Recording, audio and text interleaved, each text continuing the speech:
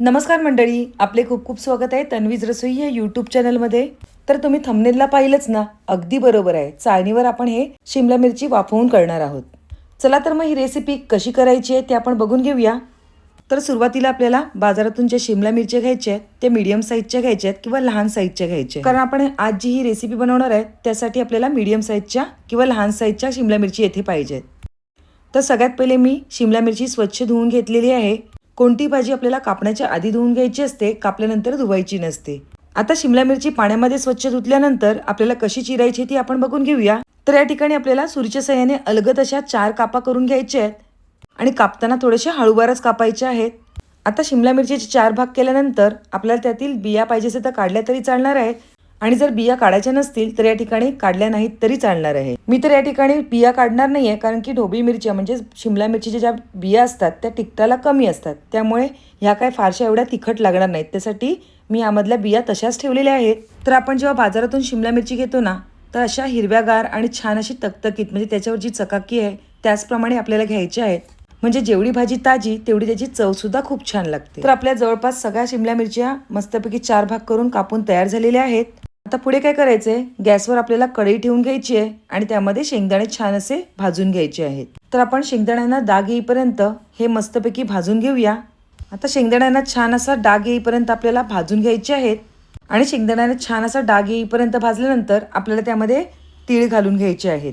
तीळ हे आपल्याला शेंगदाणे घातल्यानंतरच घालायचे आहेत, कारण की तीळ हे लगेच भाजले जातात. आता तुम्हाला इथे दिसतच असेल आपले तीळ सुद्धा इथे चटचट उडायला लागलेत, म्हणजे आपले तीळ आणि शेंगदाणे छान असे खरपूस भाजून झालेले आहेत.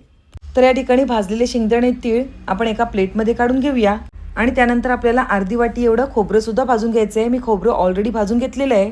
आता यामध्ये आपल्याला 2 चमचे एवढं बेसन घालून घ्यायचं आहे आणि ते छान असं खरपूस रंग बदलेपर्यंत भाजून घ्यायचं आहे. तर आपण मंद आचेवर व्यवस्थित असं हे बेसन भाजून घेऊया. तर त्याआधी तुम्ही सांगा, तुम्ही आपल्या चॅनलला सबस्क्राईब केलं की नाही. जर सबस्क्राईब केलं असेल तर ठीकच आहे, आणि जर सबस्क्राईब केलं नसेल तर पटकन सबस्क्राईब करा आणि तसेच बाजूला असलेल्या बेल आयकॉनवर प्रेस करायला विसरू नका, म्हणजे असे साधे सोपे आणि सरळ व्हिडिओ तुम्हाला नेहमी बघायला भेटतील. त्या ठिकाणी मस्तपैकी बेसनचा सुगंध घरभर पसरलेला आहे आणि छान असं बेसन भाजलं सुद्धा गेलेलं आहे. आता आपण हे एका प्लेटमध्ये काढून घेऊया आणि त्याच गॅसवर आपल्याला कढईमध्ये पाणी उकळत ठेवायचं आहे. आता यानंतर काय पुढे करायचं ते बघून घेऊया.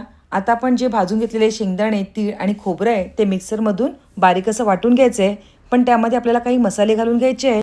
अशाच प्रकारे आपल्या जर शिमला मिरची जास्त असेल तर आपल्याला ह्या सगळ्यांची क्वांटिटी थोडी थोडी वाढवायची आहे, म्हणजेच खोबरं, शेंगदाणे, बेसन आणि तीळ. आता यात सगळ्यात पहिले आपण 4 ते 5 पाकळ्या लसूण घालून घेऊया. तसेच अर्धा इंच एवढं आलं घातलेलं आहे, 1 चमचा एवढं जिरं घालून घेतलेलं आहे, अर्धा चमचा एवढी हळद घालून घेतलेली आहे, 1 चमचा एवढा आगरी मसाला आणि तसेच कलरसाठी काश्मीरी लाल पावडर आणि अर्धा चमचा एवढा गरम मसाला घालून घेतलेला आहे. तसेच 1 चमचा एवढा धणा पावडर घातलेली आहे आणि चवीपुरते मीठ घालून घेणार आहे. आणि अजून याला छान अशी चव येण्यासाठी आपण अर्धा लिंबामधला पण पाव लिंब इथे पिळून घेत आहे आणि याची मस्तपैकी मिक्सरमधून बारीक अशी पेस्ट म्हणजेच पावडर तयार करून घेणार आहोत.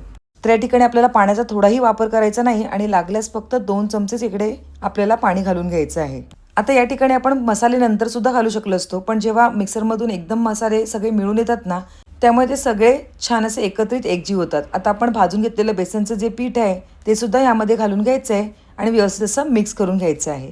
आता या ठिकाणी मी वाटण करताना अगोदर कोथिंबीर घातली नव्हती, कारण की वाटणाचा रंग काळपट येतो, तर मी आता या ठिकाणी कोथिंबीर घालत आहे. तुम्हाला पाहिजे असेल तर तुम्ही कोथिंबीर आधी सुद्धा घालू शकता, पण कलर छान येण्यासाठी आपण येथे आता कोथिंबीर बारीक चिरून भरपूर अशी घातलेली आहे. सगळं मिश्रण मस्तपैकी एकत्रित एकजीव करून घेऊया. सगळं व्यवस्थित मिक्स केल्यानंतर आपल्याला हे जे वाटण आहे, म्हणजे आपण हा जो तयार केलेला मसाला आहे, हा आपल्याला आपल्या ह्या ढोबळी मिरची म्हणजे शिमला मिरचीमध्ये व्यवस्थित असा दाबून भरून घ्यायचा आहे. तर आपण हा मसाला व्यवस्थित असा दाबून भरून घेऊया. आता हा तयार केलेला मसाला आहे ना, तुम्ही ज्याप्रमाणे भोपळी मिरचीमध्ये भरताय त्याचप्रमाणे तोंडली, भेंडी, वांगी अशा वेगवेगळ्या भाज्यांमध्ये सुद्धा भरीत प्रमाणे भरू शकता आणि मस्तपैकी तेलामध्ये फ्राय करून घेऊ शकता. तसेच आपला हा मसाला 8 ते 10 दिवस आरामात टिकणार आहे, कारण यामध्ये आपण अजिबात पाण्याचा अंश वापरलेला नाही आहे. आता हा मसाला तुम्ही आदल्या दिवशी सुद्धा तयार करून ठेवू शकता. आता समजा तुम्ही वर्किंग वुमन आहात आणि तुमच्या मुलांना सुद्धा सकाळी टिफिन द्यायचा आहे, तर हा मसाला तुम्ही आदल्या दिवशी सुद्धा तयार करून ठेवू शकता. मसाला केल्यानंतर भाजी तर काय नंतर लगेचच होणार आहे, अशामुळे काय होतं, आपली सकाळची धावपळ होत नाही.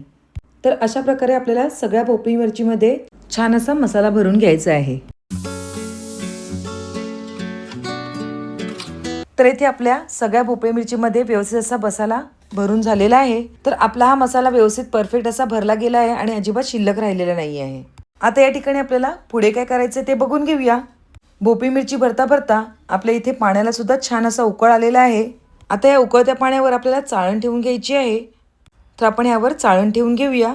तर आता या ठिकाणी आपल्याला चाळणीला तेल लावायची काहीही एक गरज नाही आहे आणि आपण भरून घेतलेल्या ज्या भोपळी मिरच्या आहेत त्या आपण ह्यामध्ये ठेवून घेऊया. तर या मिरच्यांना काही जण ढोबळी मिरची बोलतात, कोण भोपळी मिरची बोलतात, तर कोणी ढबू मिरची सुद्धा बोलतात. आता या मिरच्या चाळणीवर ठेवून झाल्यानंतर आपल्याला यावर वाफेवर झाकण ठेवून घ्यायचं आहे.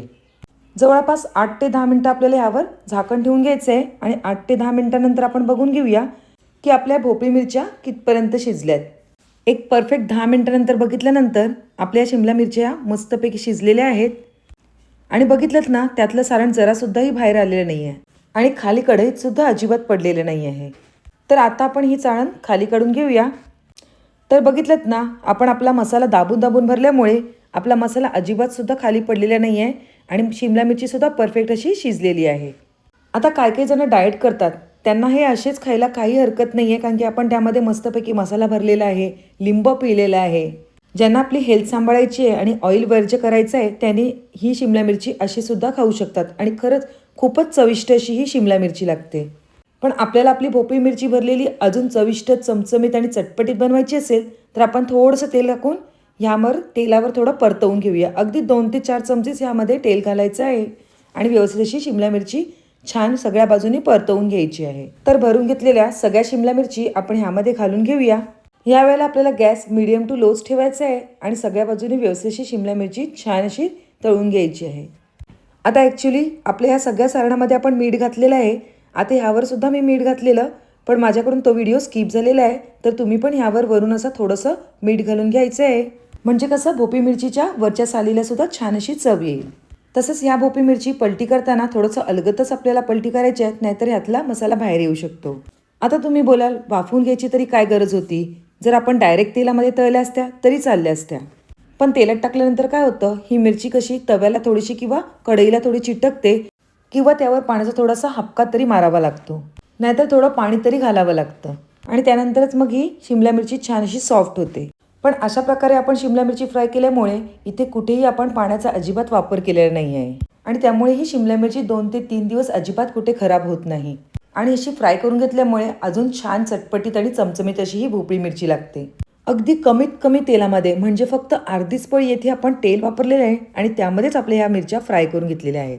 आता तुम्हाला बघूनच समजत असेल ही मिरची किती छान झालेली आहे बरं, आणि अगदी तोंडाला पाणीसुद्धा सुटलं असेल. आता मी यावर बारीक चिरलेली कोथिंबीर आणि थोडेसे तीळ घातलेले आहेत आणि छानपैकी आपली डिश रेडी केली आहे.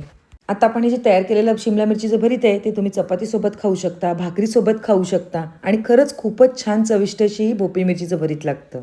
आणि तसंच बघायला गेलं तर वांगी, तोंडली, भेंडी अशा या भाज्यांमध्ये सुद्धा हे भरीत भरू शकतो. मी तुम्हाला थोडासा तुकडा तोडून दाखवते. खरंच खूपच छान असं आपलं भरीत तयार झालेलं आहे. आणि जसं मी सांगितलं, तुम्ही जर वर्किंग वुमन असाल तर आदल्या दिवशी हा मसाला तयार केला की दुसऱ्या दिवशी फक्त आपल्याला हे पटकन असं वाफवून घ्यायचं किंवा फ्राय करायचं असेल तर फ्राय करून घेऊ शकता. तर तुम्हाला माझी आजची ही रेसिपी कशी वाटली नक्कीच कमेंटद्वारे कळवा आणि रेसिपी आवडली असेल तर पटकन एक लाईक करा. तसेच तुमच्या फ्रेंड्स आणि रिलेटिव्हसोबत आपली ही लिंक शेअर करा आणि आपल्या या चॅनलला म्हणजे तन्वीज रसोई या यूट्यूब चॅनलला लाईक, शेअर आणि सबस्क्राईब करायला अजिबात विसरू नका. पुन्हा एक नवीन रेसिपी घेऊन येऊया. तोपर्यंत बाय बाय. थँक्यू.